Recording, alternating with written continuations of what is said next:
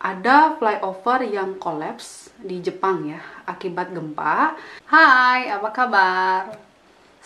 Jadi beberapa waktu lalu ada gempa dengan magnitudo 6,9 mengguncang Kyushu, di mana epicenternya itu ada di prefektur Miyazaki. Nah, gempa ini memicu potensi tsunami yang akhirnya segera dicabut ketika kondisinya sudah aman, begitu ya. Nah, bicara soal gempa, ada flyover yang kolaps di Jepang ya, akibat gempa.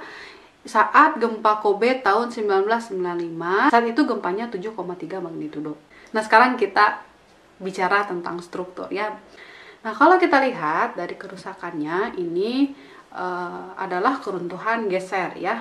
Nah, bagaimana Jepang memperbaiki keruntuhan ini?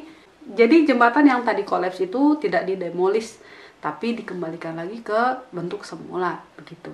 Nah, pertanyaannya, apakah cuma gitu doang gitu ya? Terus apa kekuatannya akan kembali lagi seperti semula? Nah, tentunya nggak sesimpel itu ya. Jadi ini ada salah satu ilustrasi penanganan kerusakannya ya.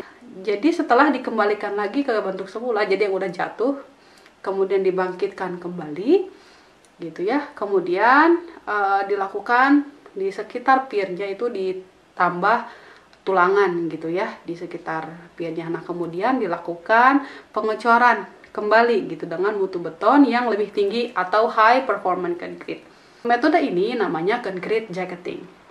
Concrete jacketing tadi itu berada di dalam lapisan baja, namanya steel jacketing. Metode ini bertujuan untuk meningkatkan kapasitas geser dengan menambah duktilitas.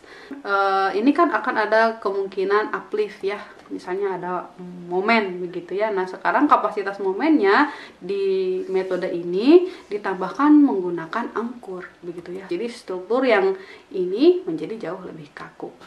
Jadi mungkin itu deh kira-kira penanganan perbaikan jembatan yang dilakukan di Jepang.